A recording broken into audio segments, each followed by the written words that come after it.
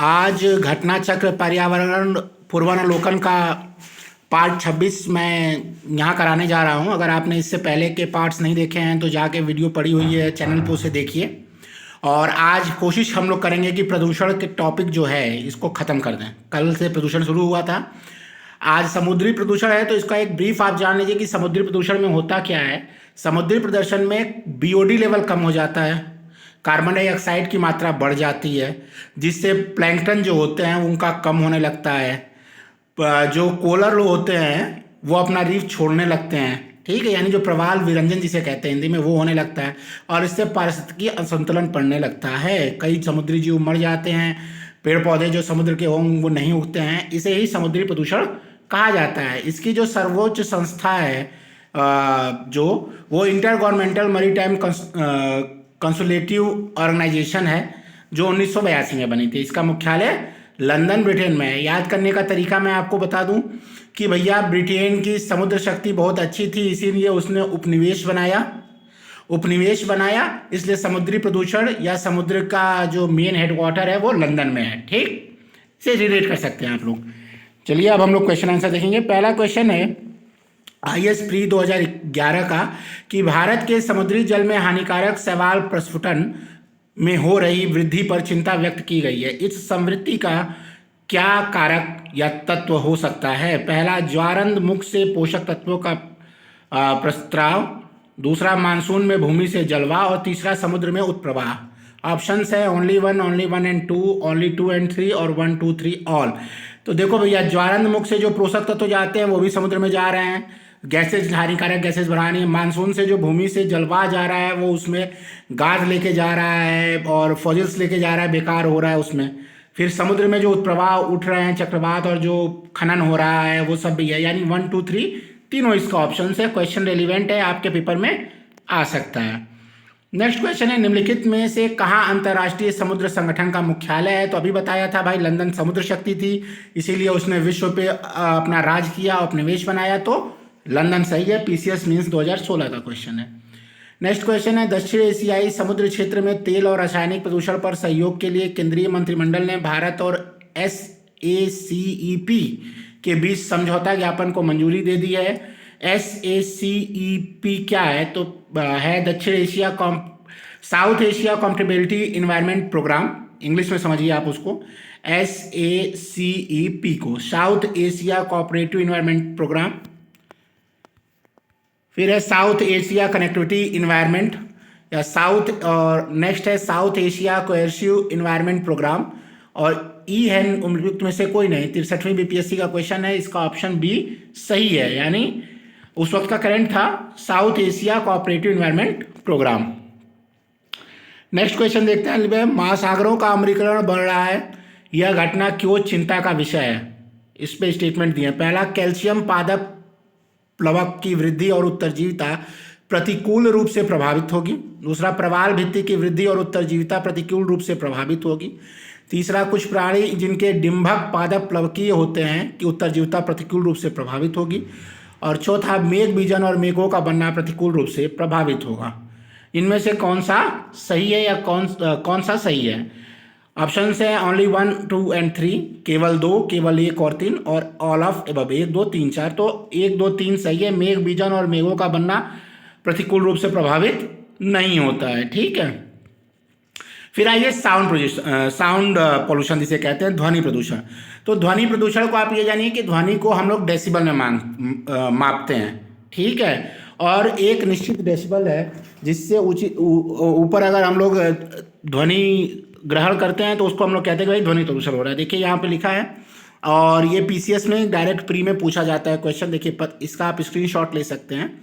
पत्तियों के सरसराहट का 20 डेसिबल है, फुसफुसाहट 30 डेसिबल, कमरे शांत कार्यालय का ध्वनि 40 डेसिबल, सामान्य बातचीत का समय की ध्वनि 60 डेसिबल, ट्रक की आवाज़ 80 से 85 डेसिबल, जेट इंजन की आवाज़ 120 डेसिबल, जेट प्लेन का उतारना 150 डेसिबल और रॉकेट इंजन 180 डेसिबल, ठीक है।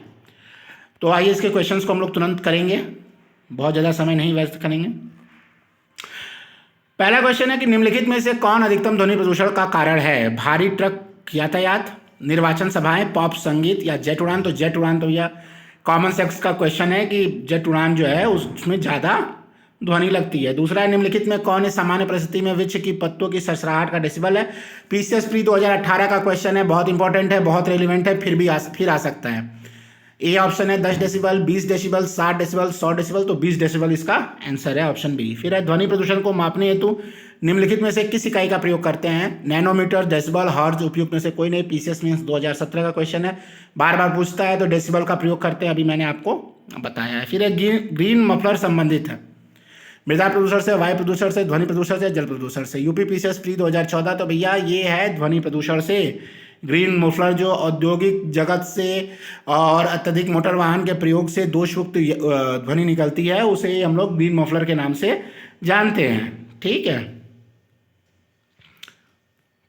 फिर किस प्रकार के प्रदूषण से बचाव के लिए ग्रीन मफलर का उपयोग करते हैं, तो अभी बात हुई थी ध्वनि प्रदूषण के बचाव से होती है। ठीक। फिर है मृदा प्रदूषण। तो देखो, मृदा इसेंशियल पार्ट है। मृदा का निर्माण पर्वत के कटने से होता है, चट्टानों के कटने से होता है, और जब इसमें धीरे धीरे जो हम क्रियाकलाप करते हैं या जो प्राकृतिक क्रियाकलाप होती है, उससे उसमें प्रदूषण घुलते जाता है। ठीक है। ये आप चित्र देख रहे हैं उर्वरकों के कारण कैसे मृदा का प्रदूषण हो रहा है और इससे पारिस्थितिकी पे प्रभाव पड़ रहा है। ठीक है। ये बेसिक इसका कॉन्सेप्ट है, आप समझिए। और अब हम लोग इसके क्वेश्चन आंसर करेंगे। ठीक, देख लो यार, ये अपना स्क्रीनशॉट ले सकते हैं आप लोग वीडियो पॉज करके। देखिए, यूपी पीसीएस प्री 2016 क्वेश्चन के उर्वरक के लिए अत्यधिक प्रयोग से होता है मृदा प्रदूषण, जल प्रदूषण, वायु प्रदूषण, उपयुक्त सभी।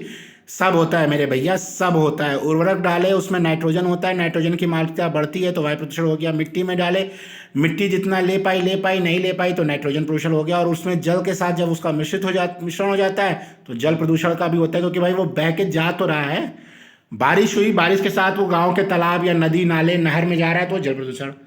तो इसमें सारे प्रकार का प्रदूषण उर्वरक डालने से होता है। फिर भारत में कार्बोफ्यूरेन, मेथिल पैराथियन, फोरेट और ट्राईएजोफॉस के इस्तेमाल की आशंका से देखा जा सकता है ये रसायन किस रूप में इस्तेमाल किया जाता है। पहला, कृषि में पीड़कनाशी। दूसरा, संसाधित खाद्यों में परिरक्षक।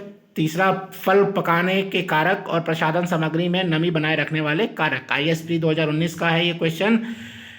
कृषि में जो पीड़कनाशक होते हैं जिसे हम पेस्टिसाइड करते हैं, उसके रूप में हम लोग ये डालते हैं कार्बोफ्यूरेन, मेथिल पेरियोथिन, फोरेट और ट्राईएजोफॉस। इसके 18 एजेंट्स हैं जो हम लोग डालते हैं, उसको मैं बता दूंगा आपको। ठीक है।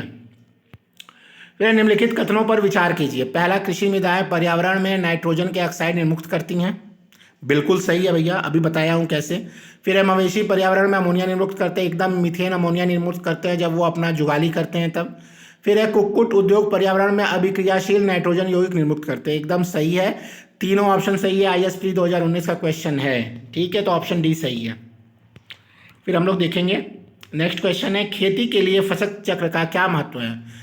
पहला, इसमें उत्पादन में वृद्धि होती है। दूसरा, मृदा की उर्वरता संरक्षित रहती है। तीसरा, मृत्यु का कटाव कम होता है। सभी यूपी RO 2016 सब होता है। आप ये जान लीजिए कि एग्रीकल्चर के 5 से 10 क्वेश्चन होते हैं RO के पेपर में, और वो बहुत इंपॉर्टेंट होते हैं, फ्री के क्वेश्चन है। उसको अगर आप छोड़ते हैं तो फिर भैया क्रेज से बाहर हो।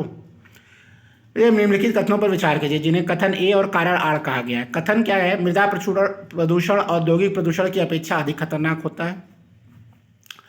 और कथन आ रीजन है इसका, उर्वरक तथा कीटनाशक भोजन की श्रृंखला में प्रवेश करते हैं। ए सही है और आर उसकी सही व्याख्या करती है। अपना कॉमन सेंस आप लगाइए और कमेंट करिए कि भैया सर ने ऐसा कैसे किया। इसका आप देखिएगा मत, क्या स्क्रीनशॉट वगैरह कुछ भी नहीं, आप बस देखिए सर ने ऐसा कैसे किया।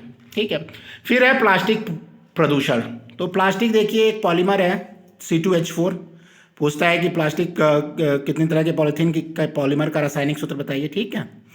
तो प्लास्टिक है, इसके खोजकर्ता जो थे वो गिलियो नता और कार्ल जिगलर थे, जिन्हें 1963 में केमिस्ट्री का नोबेल मिला।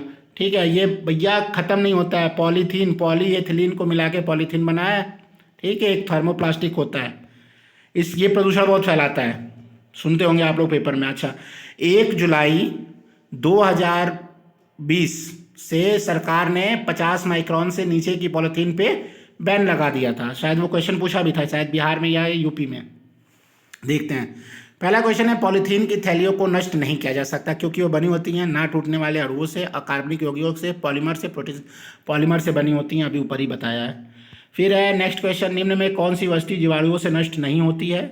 गोबर हो जाता है बायोडिग्रेडेबल, पौधों की पत्तियां आप देखते हैं नष्ट हो जाती है, गमले में टूट के गिरती है, फिर उसी में खाद बन जाती है, फिर खाद्य पदार्थ नष्ट हो जाता है, लेकिन प्लास्टिक जो है वो नष्ट नहीं होता है। ठीक। फिर पर्यावरण में निर्मुक्त हो जाने वाली सूक्ष्म कणिकाओं माइक्रोबीड्स के विषय में अत्यधिक चिंता क्यों है? आईएएस प्री 2019 का क्वेश्चन। पहला, ये समुद्री परितंत्र के लिए हानिकारक मानी जाती हैं। दूसरा, ये बच्चों में त्वचा का कैंसर होने का कारण बनती है। तीसरा, ये इतनी छोटी होती हैं कि सिंचित क्षेत्रों में फसल पादपों द्वारा अवशोषित हो जाती हैं। और चौथा, अक्सर इनका इस्तेमाल खाद्य पदार्थों में मिलावट के लिए किया जाता है। तो माइक्रोबीड्स जो होती है ये समुद्री परितंत्र के लिए हानिकारक मानी जाती है। ठीक है, 5 mm से कम होती है, इसलिए इन्हें माइक्रोबीड्स कहा जाता है। फिर निम्नलिखित में किसके क्षय होने से सबसे अधिक समय लगता है? तो भैया हम लोग सब लोग जानते हैं कि पॉलीथीन को क्षय होने से सबसे अधिक समय लगता है, तो ऑप्शन डी सही है। नेक्स्ट टॉपिक जो है वो रेडियोधर्मी एवं अन्य गैसीय प्रदूषण। ठीक है, तो देखिए 1986 में यूएसएसआर में एक जगह थी चेरनोबिल, वो पावर रिएक्टर था, न्यूक्लियर पावर रिएक्टर। अब वो यूक्रेन में है। उसमें एक दुर्घटना हुई और उससे रेडियोधर्मी जो है, रेडियो बैक्टीरियल जो है वो प्रदूषण चालू हुआ यूक्रेन और रूस के एरिया में, और वो बहुत भयानक रूप ले लिया। अभी तक का सबसे बड़ा मतलब वो घटना है। ठीक है, तो इसमें बहुत ज़्यादा होता है, इससे मतलब लॉन्ग टर्म भी घाटा होता है इस प्रदूषण से, और टिश्यूज़ के जो नुकसान होते हैं वो तो होते ही हैं। ठीक है, अपने भारत में 1984 में हुआ था भोपाल गैस त्रासदी, जिसमें मेथाइल आइसोसाइनाइड निकला था, और उससे बहुत अभी भी लोगों को मतलब विकलांगता देखने को मिलती है। पहला प्रश्न है, भोपाल गैस त्रासदी मिथाइल आइसोसाइनाइड मिक रिसाव की घटना हुई थी। 2007 का करंट है, मैंने बताया था 84 में हुई थी। तो देखिए कि इसमें ऑप्शन सी में 84 है, 3 दिसंबर 1984। ठीक है, फिर है भोपाल में यूनियन कार्बाइड फैक्ट्री से जो गैस रिस गई थी उसका नाम था कार्बन मोनोऑक्साइड, मीथेन, माइथाइल आइसोसाइनाइड या सल्फर डाइऑक्साइड। तो मिथाइल आइसोसाइनाइड इसका नाम था। फिर है भोपाल गैस दुर्घटना का कारण क्या था? फिर पीसीएस प्री 2017 में पूछा है। तो मिथाइल आइसोसाइनाइड के रिसाव ही इसके कारण थे। फिर है भोपाल गैस त्रासदी किस गैस के रिसने से बड़े पैमाने पर लोगों की मृत्यु हो गई थी? देखो MIC लिख दिया, मिथाइल आइसोसाइनाइड को क्या लिख दिया? MIC। Option B is the right answer. फिर है भोपाल गैस त्रासदी में संबंधित यौगिक का नाम क्या था? मिथाइल एल्कोहल फास्फाजिन, मिथाइल आइसोसाइनाइड, मिथाइल एलामाइन, UPRO 2014 प्री। तो ये मिथाइल आइसोसाइनाइड। फिर है चेरनोबिल दुर्घटना संबंधित थी, तो मैंने बताया था न्यूक्लियर रिएक्टर से, ऑप्शन ए। नेक्स्ट क्वेश्चन हम लोग देखते हैं, है रेडियोधर्मी प्रदूषण से संबंधित कथनों पर विचार कीजिए कौन सही है? 2009। पहला, ये पशुओं में अनुवांशिक परिवर्तन लाता है, एकदम सही है। फिर ये मृदा में विद्यमान विभिन्न खनिजों को असंतुलित कर देता है, ये सही नहीं है। ये रही है रक्त संचार में व्यवधान पैदा करता है, एकदम सही है। टिश्यूज डैमेज करता है, ये कैंसर पैदा करता है, एकदम सही है, ये कैंसर पैदा है। तो 134, तो ऑप्शन सी सही है, 134। ठीक है, फिर नाभिकीय ऊर्जा का प्रयोग प्राय कारक है वायु प्रदूषण का, जल प्रदूषण का, ऊष्मीय प्रदूषण का, ध्वनि प्रदूषण का। तो maximum number of the students वायु प्रदूषण मार के आएंगे, लेकिन यह कारक है ऊष्मीय प्रदूषण का। ठीक है, RO मीन्स 2017। यही छोटी छोटी चीजें हैं जहां आयोग आपसे खेलता है। नेक्स्ट टॉपिक है जैव उपचार। वीडियो लंबा हो रहा है, मैं कोशिश करूंगा कि आज शाम को एक वीडियो बना के इस टॉपिक को खत्म किया जाए जो प्रदूषण का है। और आपने अगर यहाँ तक वीडियो देखी है तो वीडियो को लाइक करिए, कमेंट करिए, शेयर करिए अपने दोस्तों के बीच। हाँ, चैनल को सब्सक्राइब करिए, इससे हमें मोटिवेशन मिलता है। Thank you very much.